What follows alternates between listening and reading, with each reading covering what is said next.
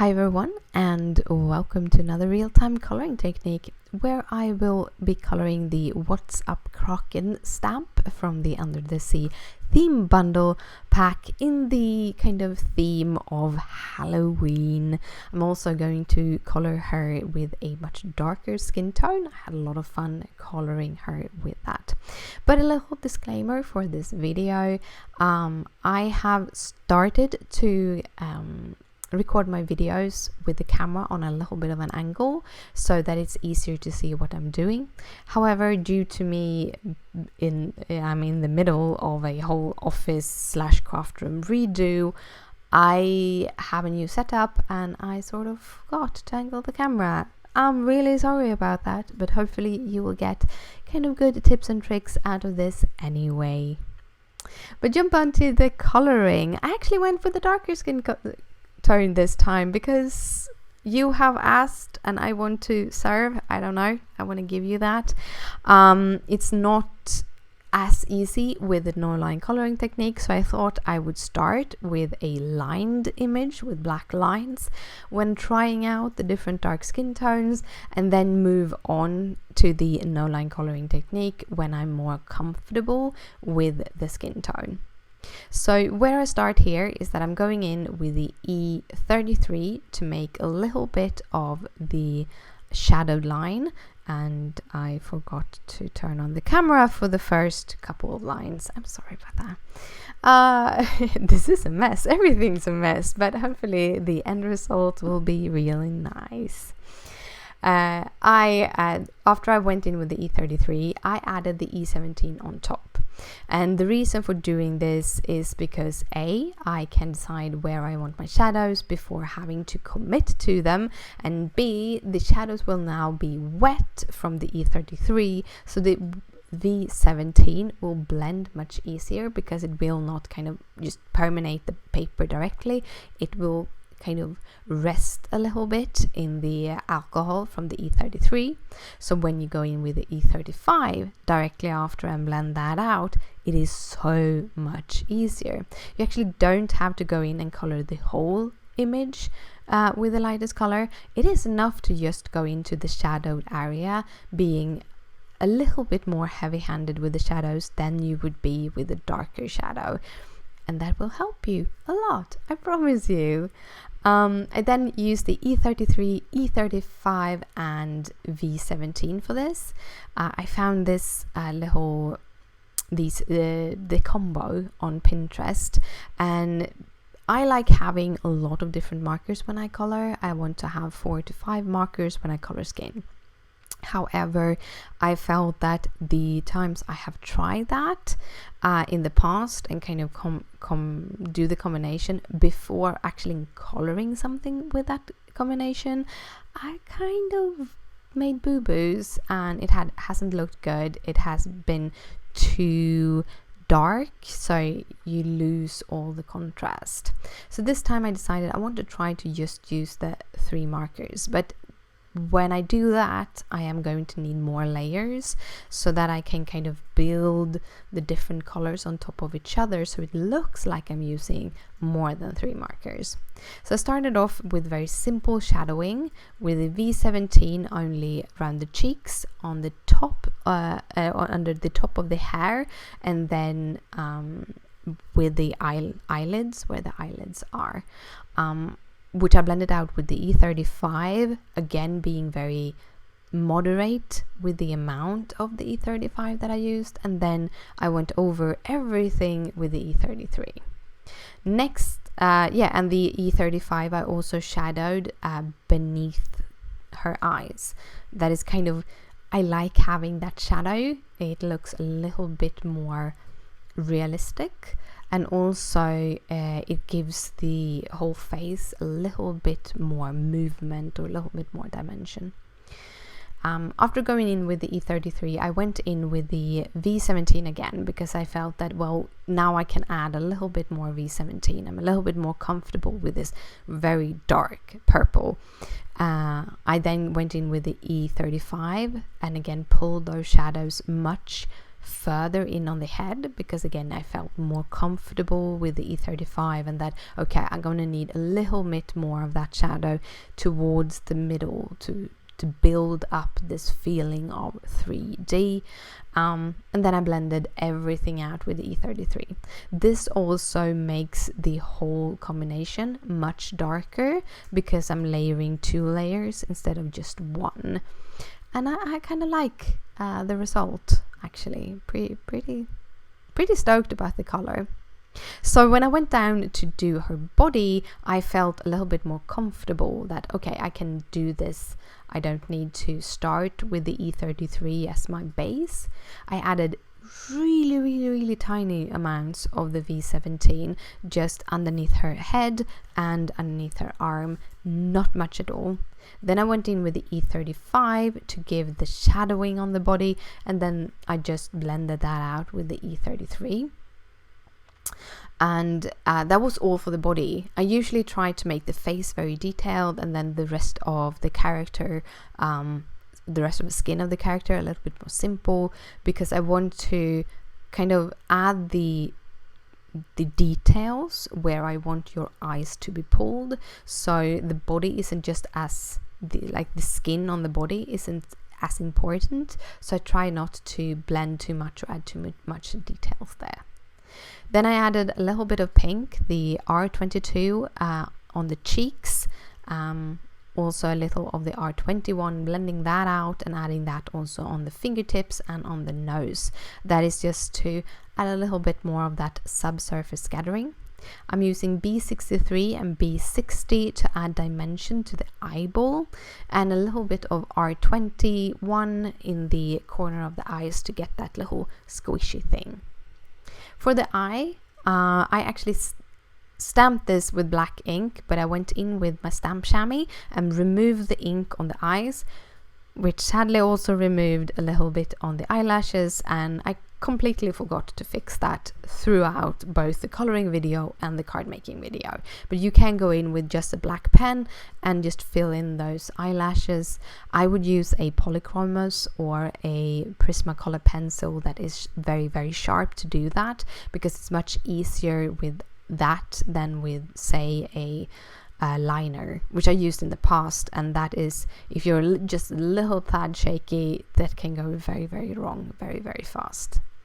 For the eyes, I'm adding a very dark circle in the middle with the E49, and then I'm adding 2 circle layers, one with E57 to kind of just add a little bit more dimension to that pupil, and then E57 to add even more dimension, and that's the eye. It's very simple. I added a second layer of R22 on the tongue because I felt it was a little bit too light. If you let your ink dry in between, you can always layer up. There is a limit on how many layers your paper can take, but there is always chance to layer up if you feel it's a little bit too light in the end.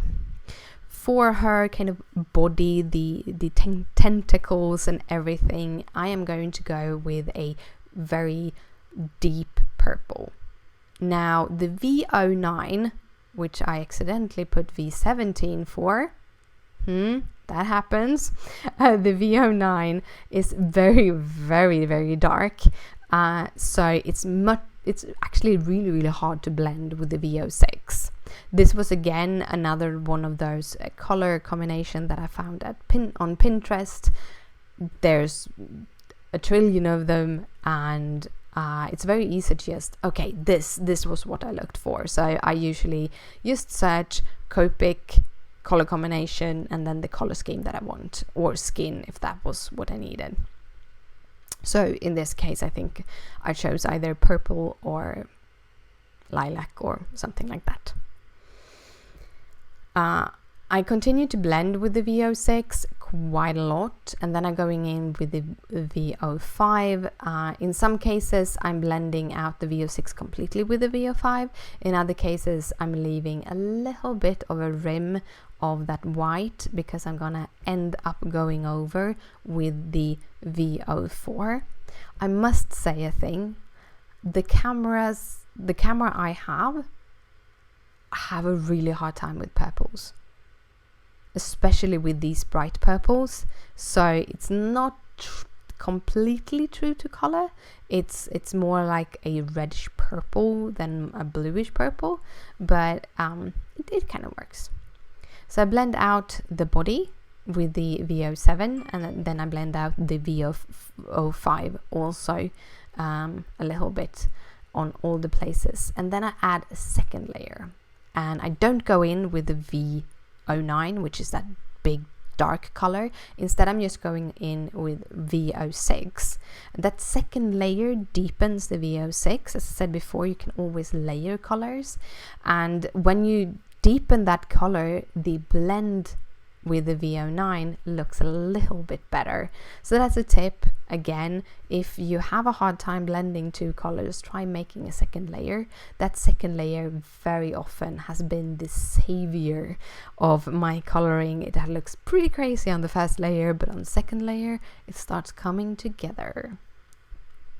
For the underside of the tentacle, I wanted to make it very easy on me, so I'm just using BB13. It's very thin place and it has a lot of detail, so any shadowing wouldn't really show up that much. So just adding one layer of BB13 and we're done with that. Then I'm finishing off her face with eyebrows. I really enjoy adding eyebrows to all characters, just because it's very expressive and it kind of makes the face come together. In this case, I matched the eyebrows with the eyes, because I'm going with the lighter hair, and I would have needed to kind of color around the eyebrows with the skin if I would go with the lighter color or use any other kind of medium like gel pens or something to add the eyebrows on top of that dark. So I gave her brown eyebrows, so it looks like she have dyed her hair instead of actually having purple hair in real life. So the purple hair, the last piece of our little Kraken here, she's getting a combination of blue violets and I think violets, yes, blue violets and violets. I'm going for a very light purple. This is a purple that would work very great with the no-line coloring technique. It has some contrast and it's very light. It's easier to color no-line coloring technique with light colors that have some contrast than dark colors, because dark colors usually have too little or very little of contrast. The darker you go, the harder it is, because you can only go to black, so black only goes so far. So it's easier to add that contrast in colors with the non-line coloring technique if you have a light base. Yeah, that's my biggest tip, is that the no-line coloring technique is so much easier with lighter colors. But yeah, I use the V20s here. They are a very kind of grayish bluish purple, even though they are violet and not a blue violet. They actually do have a lot of blue in them, just because when you go towards the grayer scale you kind of see that blue in them anyhow. And I'm using the V28, the V25, the BV11 and the BV00 here. I was not going to use the BV28, but after I did the first layer with the V25 as the darkest, I realized I wanted more contrast. I wanted to have a little bit more depth in her hair. I wanted to have that detail. So I picked up the V28, started adding the details with that, and then I'm just gonna go through the V25, the BV11 and the BV00 after each other. So the hair also got a second layer. It's I kind of like my second layers. It's had that dimension, that depth that you can't really get just with one layer.